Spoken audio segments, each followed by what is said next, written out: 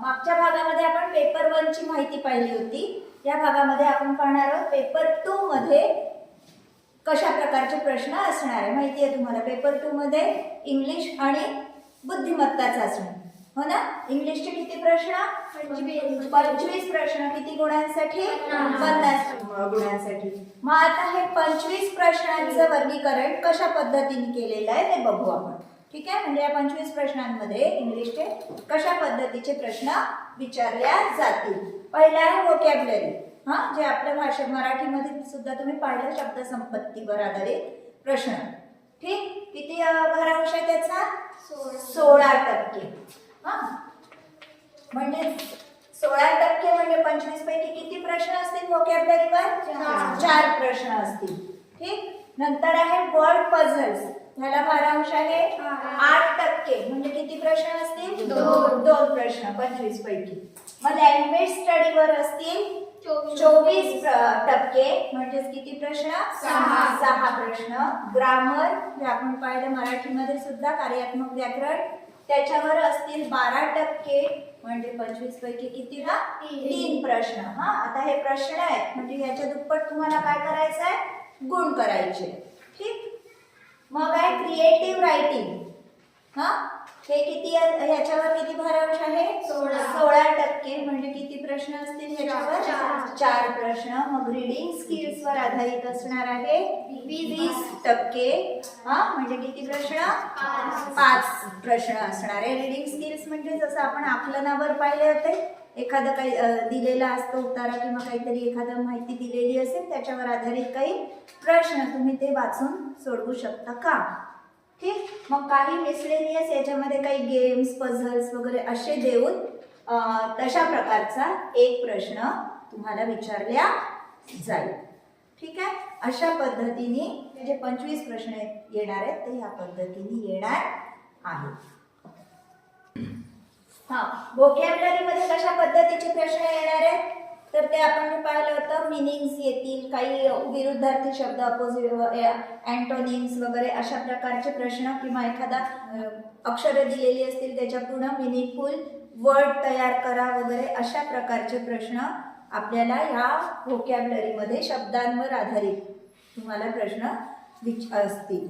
ठीक. Language study मध्ये जसं सेंटेन्स फॉर्मेशन आहे, टाइप्स ऑफ सेंटेन्सेस आहे, पार्ट्स ऑफ स्पीच आहे, इनडायरेक्ट स्पीच, डायरेक्ट स्पीच, माहिती आहे तुम्हाला, व्हॉइसेस आहे, हे सगळं कशामध्ये विचारले जाईल? Language study. ठीक. हे राहिलं ना. वर्ड पझल्स मध्ये काही एखादं क्रॉसवर्ड वगैरे असं देऊ शकतात छोटंसं. शब्दकोड माहिती आहे तुम्हाला.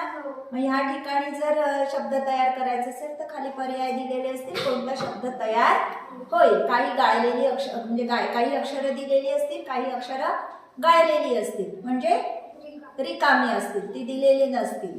ठीक आहे. तर खालच्यापैकी म्हणजे कोणता शब्द तयार होऊ शकतो वगैरे अशा प्रकारचे प्रश्न त्याच्यामध्ये विचारल्या जातील. ग्रामरमध्ये तुम्हाला माहिती आहे पंक्च्युएशन असू शकतं, स्पीच असू शकतं, डिग्री, टेन्सेस, हे सगळं कशामध्ये विचारलं जाईल? ग्रामरमध्ये विचारल्या जाईल. ठीक.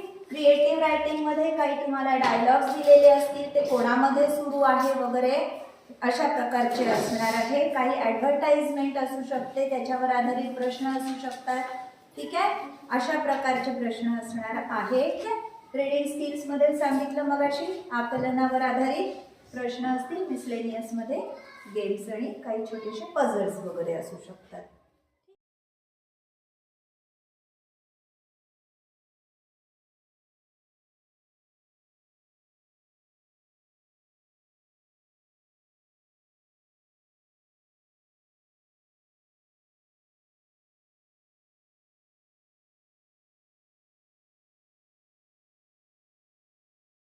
आता बघू आपण पेपर 2 मध्ये जे बुद्धिमत्ता चाचणीचे प्रश्न येणार आहेत. किती येणार आहेत? 50 गुण. किती मार्कांसाठी? 100 मार्कांसाठी. ते प्रश्न 50 प्रश्न कशा स्वरूपाचे असणार आहे ते आपण बघू. ठीक. पहिला आहे आकलन. किती टक्के येतील याच्यावर प्रश्न? 8%. म्हणजे एकूण किती प्रश्न येतील? 50 पैकी 4 प्रश्न कशावर असतील? आकलनावर असतील. दुसरा आहे वर्गीकरण. वर्गीकरणावर 10%. म्हणजे एकूण प्रश्न किती? 5 प्रश्न. तिसरा आहे समसंबंध, म्हणजे दोन आकृत्यांमधला किंवा काही शब्दांमधला अशा प्रकारच्या जे समसंबंधाचे प्रश्न किती टक्के असणार आहेत? 10%. म्हणजेच किती प्रश्न? 5 प्रश्न. चौथा नंतर आहे क्रम. क्रमावर आधारित प्रश्न 10% प्रश्न असणार आहेत. म्हणजे किती प्रश्न असणार आहेत? 5 प्रश्न. मग आहे गटाशी जुळणारे पद 6%, म्हणजे 3 प्रश्न. ठीक आहे, गटाशी जुळणारा आहे की नाही अशा प्रकारचे तुम्हाला प्रश्न विचारल्या जातील. मग आहे लयबद्ध मांडणी 4%. म्हणजे आकृतिबंध वगैरे सारखे प्रश्न त्याच्यामध्ये विचारले जातील. 4% म्हणजे किती प्रश्न असतील? 2 प्रश्न. मग जलप्रतिबिंब तुम्हाला विचारल्या जातं प्रश्न की ही एखादी जर हे दिलेलं आहे, चित्र दिलंय तुम्हाला, तर ते म्हणजे पाण्यामध्ये त्याला पाहिलं तर पाण्यामध्ये त्याची प्रतिमा कशी असेल. ठीक आहे, अशा प्रकारचे प्रश्न कशामध्ये विचारतील? जलप्रतिबिंब याच्यावर 2 प्रश्न असणार. मग आहे आरशातील प्रतिमा. जसं पाण्यामधली प्रतिबिंब विचारलं तसं आरशामध्ये कसं दिसेल अशा प्रकारचे प्रश्न किती टक्के असणार आहे? 4%. म्हणजेच किती प्रश्न? 2 प्रश्न. मग आहे तर्क व अनुमान. याच्यामध्ये तुम्हाला मुलाचं वय दिलेलं असेल, वडिलांचं काढायचं असेल, अशा प्रकारे तुम्हाला ते अशा पद्धतीचे काही प्रश्न याच्यामध्ये विचारले जातील. किती टक्के ते? 12%. म्हणजे किती प्रश्न असतील? 6 प्रश्न. मग आहे कूट प्रश्न 14%, म्हणजे 7 प्रश्न. म्हणजे जिथे काही सांकेतिक भाषेतले काही प्रश्न, म्हणजे जसं की हा शब्द ह्या पद्धतीने लिहिला जातो. म्हणजे कधी असे छोटे छोटे त्रिकोण चौकोन असं दाखवून सांकेतिक भाषा वापरून. ठीक, ते किती टक्के? 6%. म्हणजे किती प्रश्न? 3 प्रश्न. मग आहे मनोरे रचना. ह्याच्यावर आधारित 4%. म्हणजे किती प्रश्न झाले? 2 प्रश्न. मग आहे आकृतीचे पृथक्करण. ह्या प्रकारचे प्रश्न असणार आहेत. 8%. म्हणजे प्रश्न किती? 4. आकृतीचे पृथक्करण म्हणजे एखादी आकृती, अशा 2-3 आकृत्या दिलेल्या असतील आणि शेवटची एखादी आकृती पूर्ण करायला लावतील. मग ती पूर्ण करण्यासाठी खाली तुम्हाला पर्याय दिलेले असतील, त्याच्यातली कोणता भाग घेतला म्हणजे ती आकृती पूर्ण होईल, किंवा ती पूर्ण करण्यासाठी काय करावं लागेल. ठीक आहे, अशा प्रकारचे प्रश्न आकृतीचे पृथक्करण या भागामध्ये. म्हणजेच ह्याच्यावर किती प्रश्न येतील? 4 प्रश्न. बघा आता ह्याच्यापैकी सगळ्यात जास्त भारांश कशाला आहे? कूट प्रश्न, तर्क व अनुमान. म्हणजे आपल्याला कशाचा सगळ्यात जास्ती? तसं तर सगळ्याचाच करायचा आहे सराव.